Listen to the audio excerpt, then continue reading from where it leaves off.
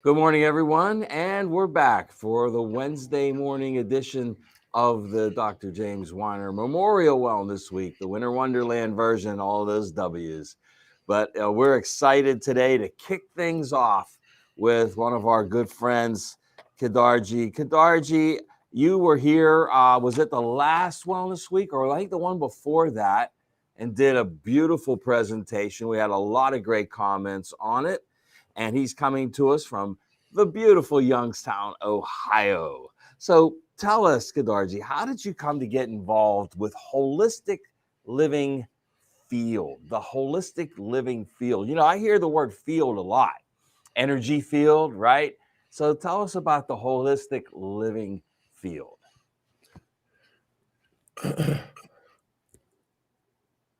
I was very sick growing up. Mm.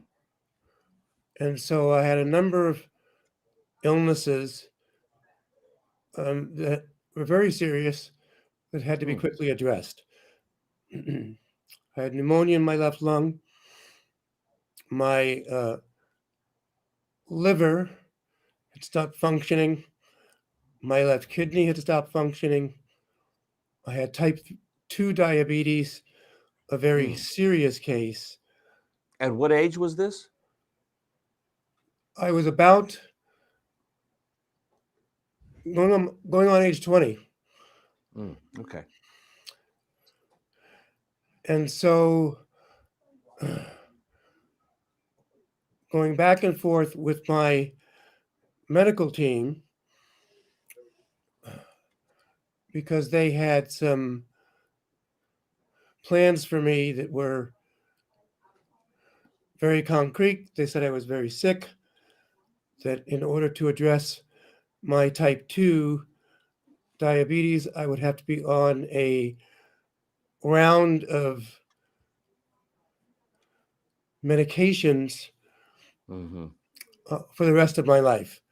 That I would start with medications and then adjustments would have to be made for the side effects of those medications going forward, but that I could expect it to be on a whole host of medications for the rest of my life to address my type 2 diabetes. The second part of their prognosis was that I was going to have a liver transplant and that there was no way around this. That if I expected to live, I would have to have a liver transplant. And then the next part of the prognosis is that in order to address a failing kidney, pancreatic poop out, and a whole other host of underlying diseases, that again, would be surgeries likely required. Mm. And so this was a tremendous list with respect to how to proceed. And Surgeries, transplants, and medications. Wow. Not yes, not very not great options. and not great options. And they admitted that they weren't great options, but they also said I didn't have any other options. Uh-huh. And so I told them I needed to contemplate it, that this is not a decision that I wanted to make right away. Mm-hmm. So I told them I needed a couple of days to meditate on the entire situation, and that then I would give them my answer as to how I felt I would be proceeding. So a couple of days came and went, and I decided that there was absolutely no reason to address healing every single one of these ailments through what I refer to as lifestyle change, what I like now call holistic, holistic living changes that are specific to the issue. Mm-hmm.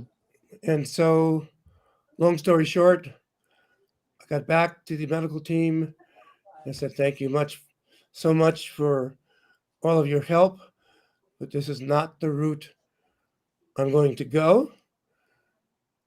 And long story short, this is more than 40 years now.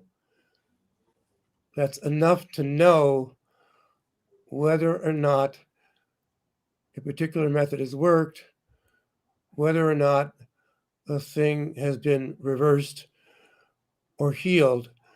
And so I decided to systematically apply everything I knew, everything that I had been teaching regarding holistic living, regarding intracellular nutrition, regarding if you don't fix the cell, you'll never get well, regarding metabolism.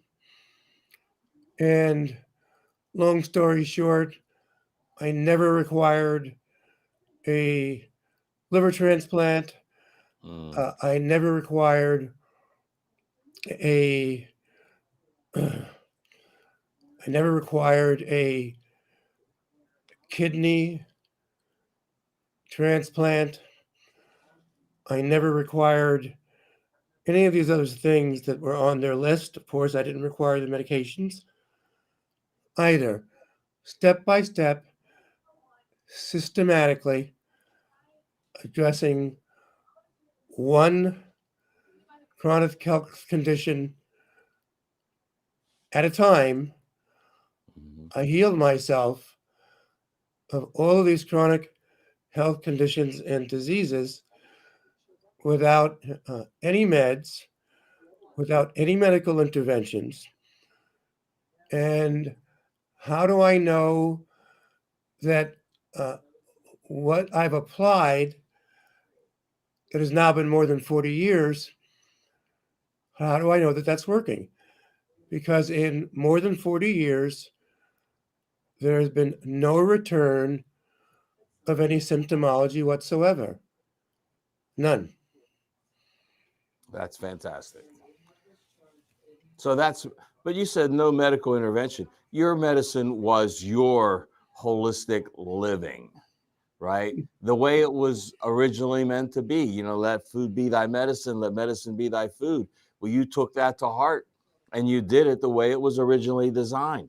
Well, so tell us about the holistic well-being challenge. Is that what rose out of this? Yes, this is a program that we are on our fourth pass. So we do these every year where we take people, dependent upon what their situation is, what their circumstances, what their particular challenge is, and we actually tailor, working with naturopaths, working with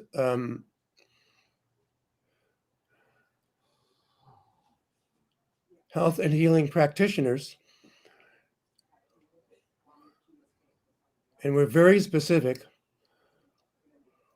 It's 90 days where we hold people's hands for 90 days with respect to Hmm.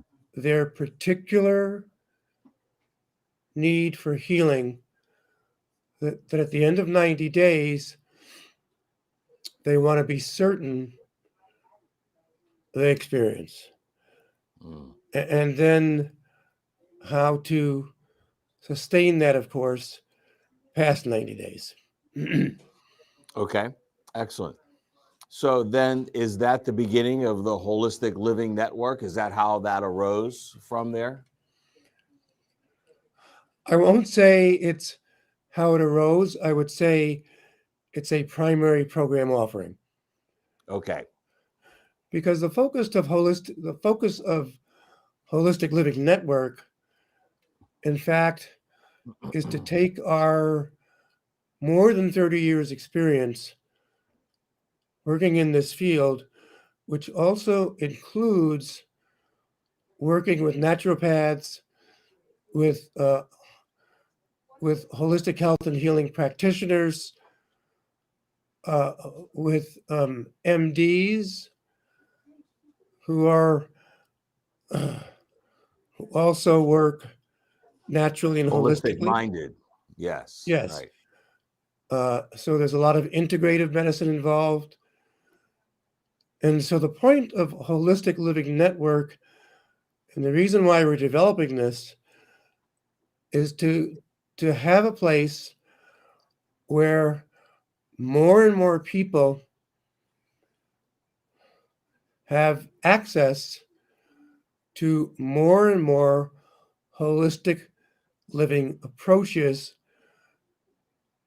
on the part of many, many more practitioners, Mm-hmm. so that people can come to the Right. Holistic Living Network, see that this is possible, Mm-hmm. not only that it is possible, but that they have resources that they weren't aware that they had. Mm-hmm. Because this is the big breakdown with respect to people being able to really become engaged, is that they believe that they lack resources and information. So And they're not aware of the options that are available for them. without question, they're not aware. Right. And we're building a network where anyone can be involved. We've got research scientists involved. We've got doctors involved, integrative medicine professionals involved. So anyone who wants to be involved, who has an offering that the public, that individuals need to be aware of, and Mm-hmm. also that researchers need to be aware of, Mm-hmm. the doctors need to be aware of, that this is a project, an ongoing project that's being developed. And here's another one, so that we build a community of scientists Mm. who are highly engaged in, under God's will, highly engaged in examining the science. Mm-hmm. So this the Holistic Living Network and the challenge that is available to people on a wide scale. Do they have to go to a specific place? Do they do it with your guidance from the comfort of their home? How does that work? It's They do it with respect to the leadership of our teaching staff. Okay. So once they get involved, Mm-hmm. um, our teaching staff are assigned, and once that occurs, people have a team of people to work with to begin to get started, to address their questions, to address their concerns, and then to also address their obstacles as they start to dig down into their own health and well-being challenges. Okay. So, and are people able to take advantage of this at any time as we speak? Do they need to contact, the Holistic Living Network to get involved with this? And how do they do that? Best ways for people to subscribe to the Holistic Living Network. That's the best way, Okay. because Okay. then they're going to get all the information, all of the content, all of the new programming, all of the upcoming dates, about programs such as the ones we've been speaking about. Mm-hmm.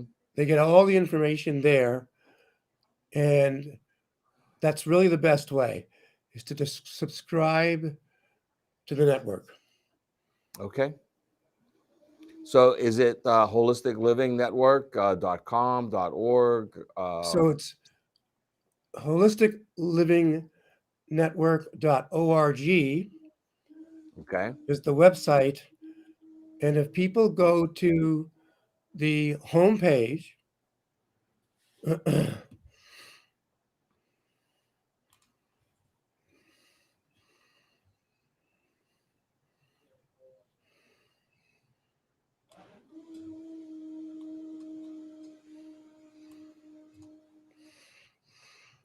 so this is the homepage. And as you can see, it's very easy to subscribe. Oh, okay. It's one click to get to the information that you need to know about what you're doing when you subscribe, and a second click to actually subscribe. And that's it. Okay. It's very short, Okay. quick, straightforward. Okay. Excellent. Okay. Well, let's get into the meat and potatoes of your presentation here today.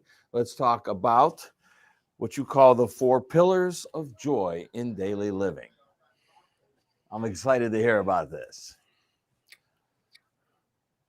We live on a rock that Yeah, we do. hangs, The big one. and it hangs in a void of space without anything material with which to hold it there. Mm-hmm. And this phenomenon is such a powerful one that we can actually pinpoint 24 hours in a day based on one rotation of this rock around the sun. Mm-hmm. We can predict the waxing and the waning of the moon, as well as so many other things with respect to the movement of the Earth back and forth on its axis, that constitutes one 24-hour period. Mm-hmm. Now, here's the thing about this phenomenon. No standing president, no army, no drug cartel, no sovereign wealth trust, no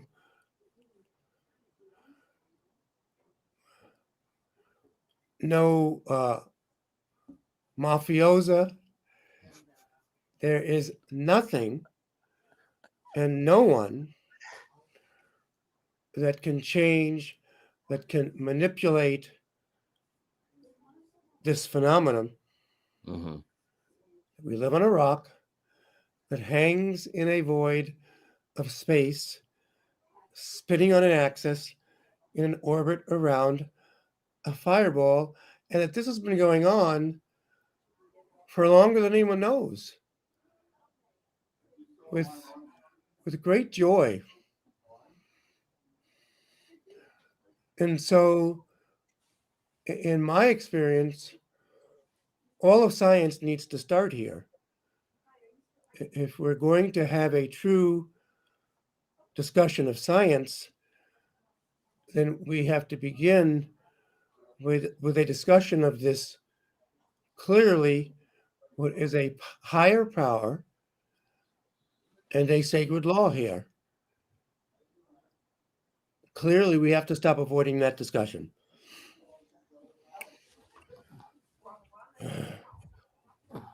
Because clearly, we operate here in the context of what I refer to as the energy substratum of everything, what I refer to as the highest power, a spiritual power. And so, for me, that's where everything begins and ends with respect to examination. So that would be your first pillar of First the four? pillar, the spiritual Right. power, yes. Okay. Now, because there is this underlying energy substratum,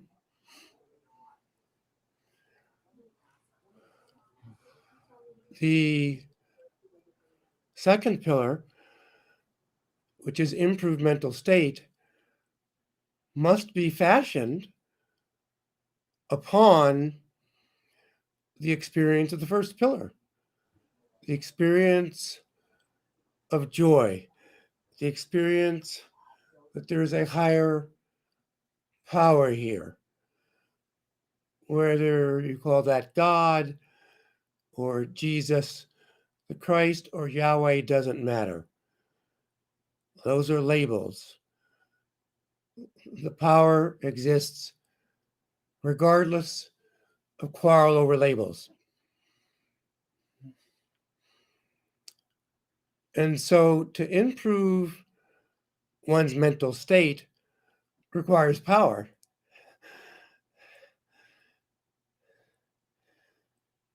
There has to be a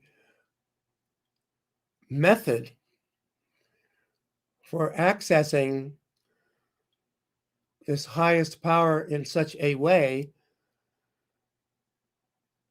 that impacts the restless mind, that causes the restless mind to become quiet, to become serene by way of practice that begins with the recognition of the spiritual power.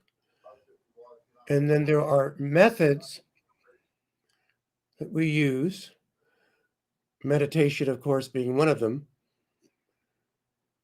to begin to calm the restless mind, to calm the mind, to redirect it back inside, and to allow the mind to derive power from a source that will rejuvenate the mind. Mm-hmm. So that's the second pillar.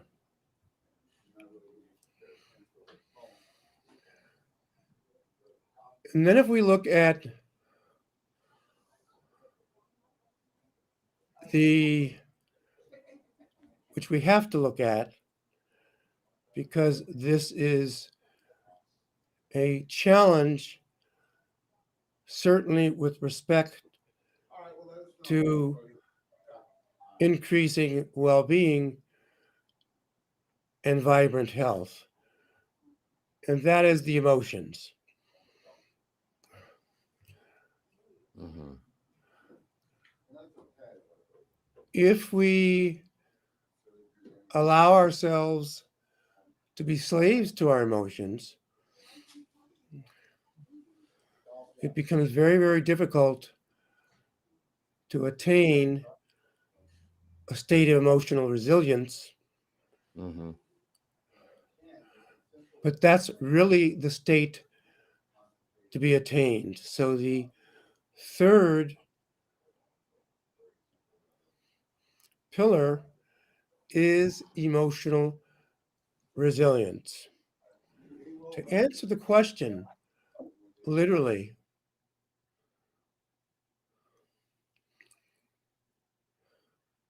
I've heard it said that your emotions are your GPS to your life, the GPS system for your life.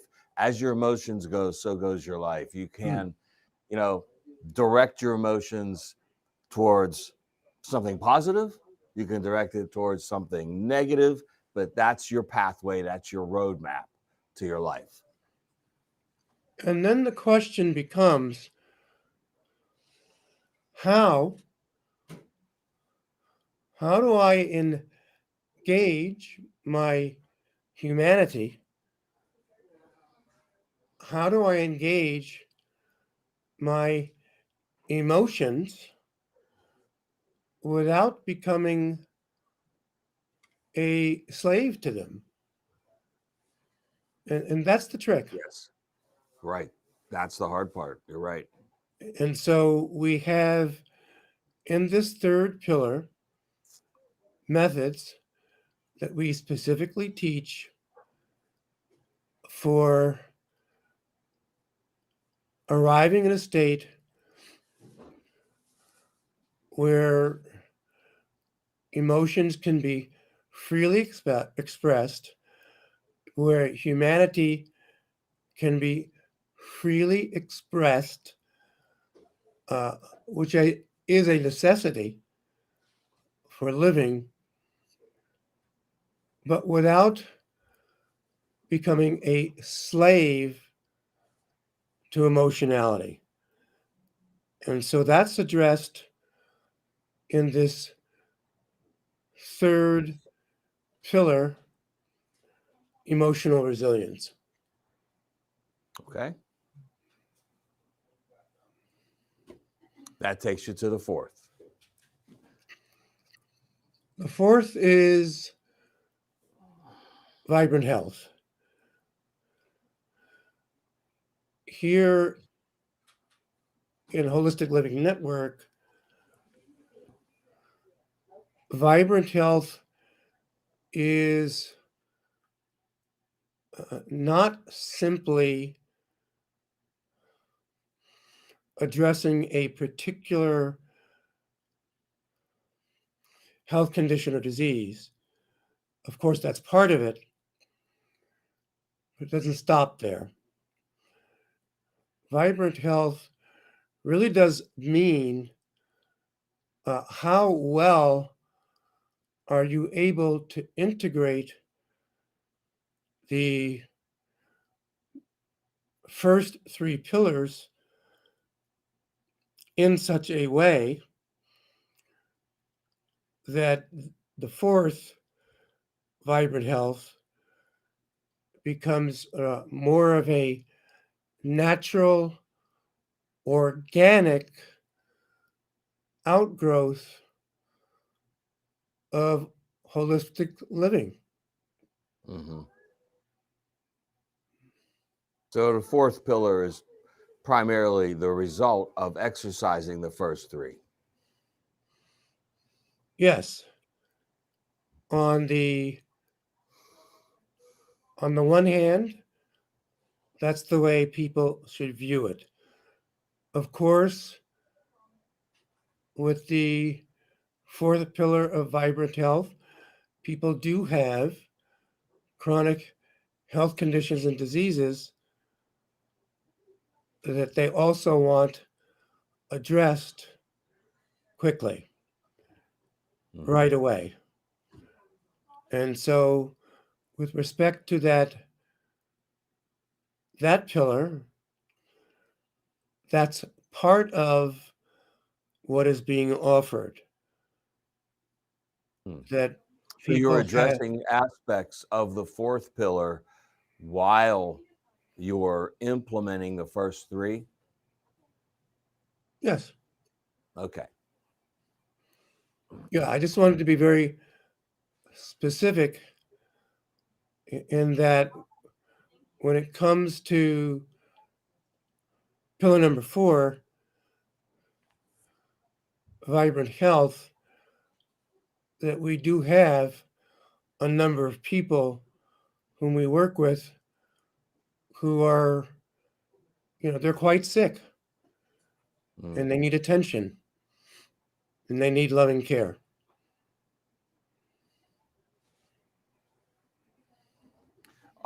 So let me see if we can clarify something then. As you're working with these people on the 4 pillars, are they normally physically involved at the network, or is it something that's done remotely, or how do they actually take part? Well, again, it depends on what the need is. And as we're speaking, I see a comment about a person who keeps trying to get on Holistic Living Network. If you spell it with an H, you're not going to get there. And so, again, for that person, very quickly, there's the website. If you look at the URL, you'll see it's holisticlivingnetwork.org with a W. Very important. So just wanted to draw your attention to that. So Okay. people become engaged here based on need and based on what their current need is. And so, again, if they are subscribed, and for example, now they have a particular chronic health condition and disease that they want addressed, then they can call at any time so that we can determine how we would get them in the loop and who would be working with them, meaning who in the network. It may not be our staff, but who in the network would be working with them Okay. to address their underlying disease. So then And so, you assign the applicable person to work with them. sure, yes, that's part of the function of the network. Okay.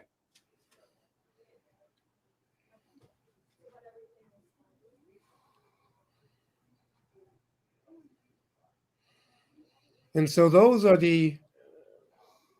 what I refer to as the 4 pillars of joy in daily living, because if correctly approached and embraced, that this becomes a very powerful tool for people's well-being journey. I've always had a saying, the map is not the territory. The map is not the territory.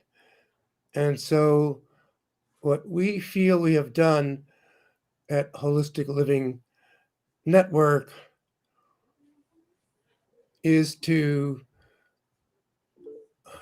begin to create a situation where people can address their needs with this understanding that the map is not the territory.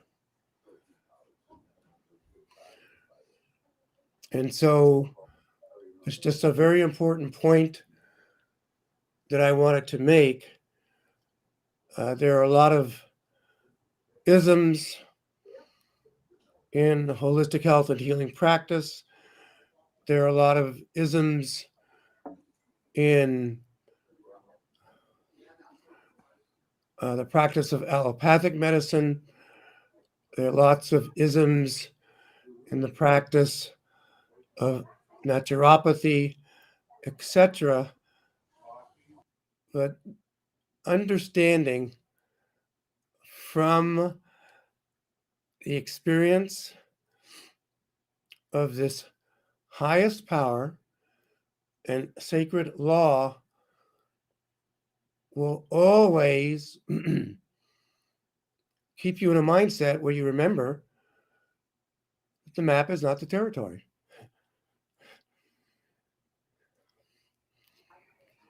And I can't tell you how many times that understanding and approach actually saved my life, because it allowed me to say, okay, well, the answer's not there, the answer's not here. Where's the answer? It doesn't have to be over here. It doesn't have to come from allopathic medicine. It doesn't have to come from naturopathy. The answer is there. And so let me find out, where is that answer?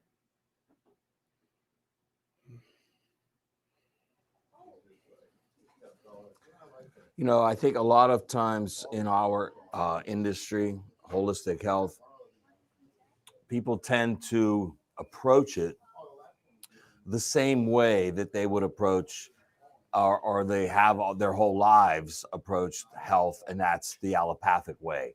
You know, we've heard the term pill for an ill or a green pill for an ill. It's not that way in holistic health, right, Kedarji? And I think in incorporating that trio, right, that triangle, mind, body, spirit, is how most people are missing the boat in holistic health. No So question. this is great information for that aspect alone, to help people to understand it's not just physical, it's not just chemical, it's not a matter of reductionist medicine like allopathic is. This is holistic. So you have to incorporate the whole body, which means the mind and the spirit as well. Without question, we have to get off of the old paradigm that says, well,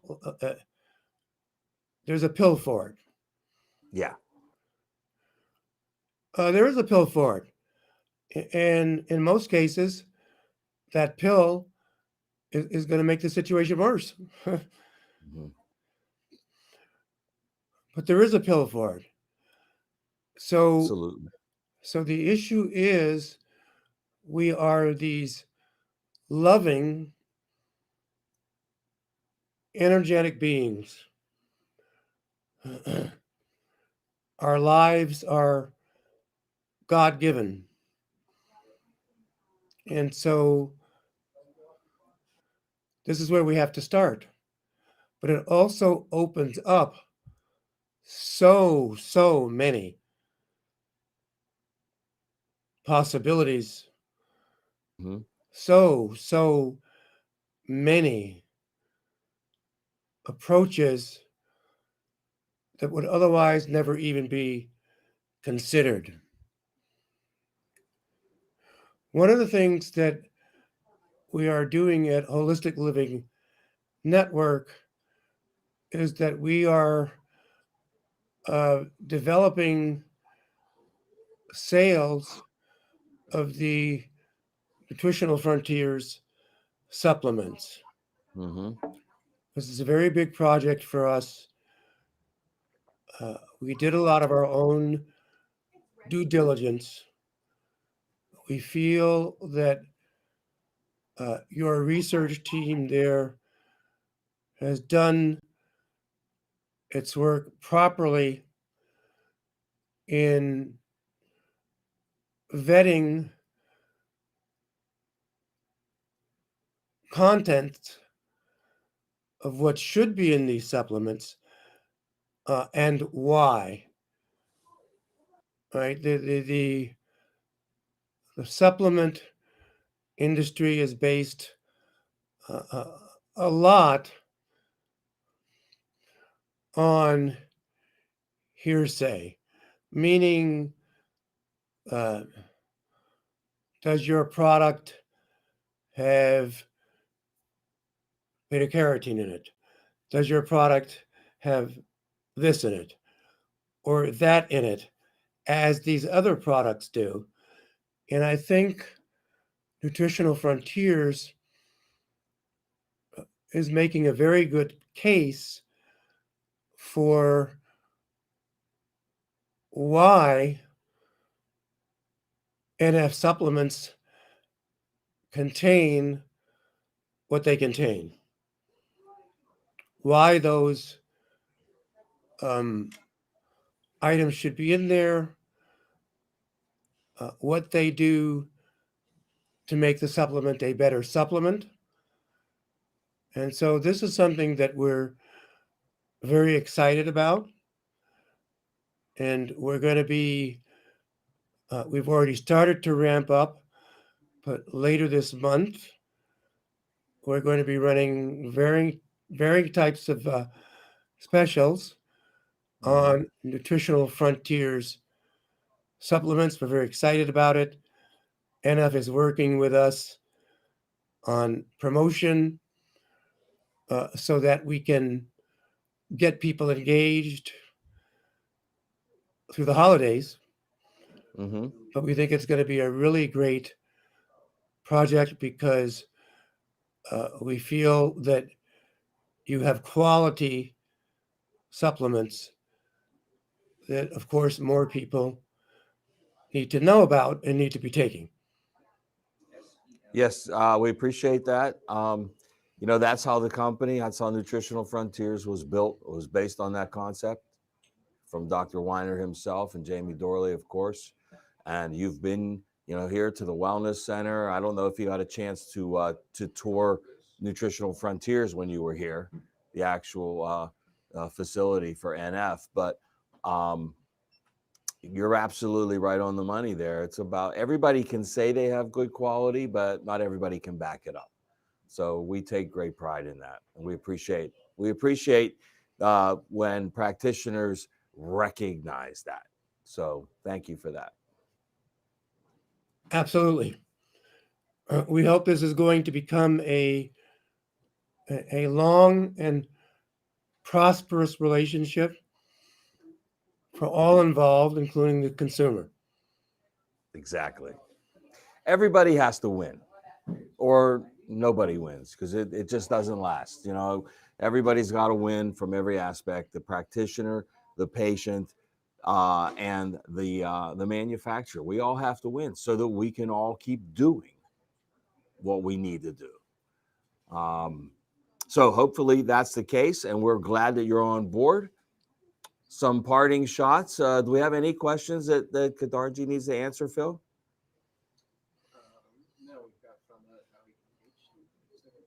Okay, we're good there. So, parting shots, my friend.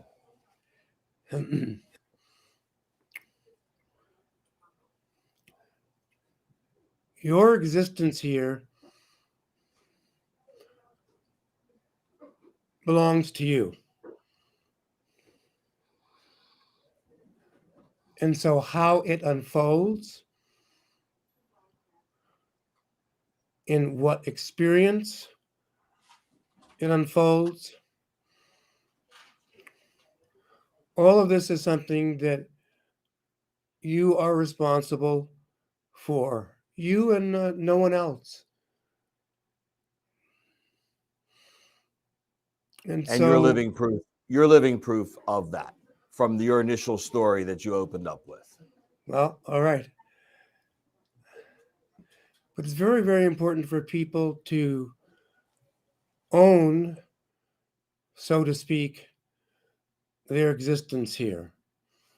Because this is the very first step in holistic living. It's the very first step in actually directing outcomes for your life, for your health, all revolves around the fact that this is your existence. And so that's a Yeah, I think very, that's a very great point. I think a lot of people put too much emphasis on, say, for example, their religious beliefs, and that the religion is the reason for their existence when it isn't. It's the person and how you embrace that aspect of your life. Great point. Great point. Great parting shot. Well, Kedarji, thank you so much for taking your time out of your day to be with us. And hopefully, we got your message across. Your website's out there. Get some people in there to enjoy the 4 pillars of holistic living. So, Kedarji, thank you very much. And we'll see you soon. Come on back and see us again. will do. Thank you for having me. All right. Merry Christmas. Have a great holiday. Merry See ya. Christmas to you too.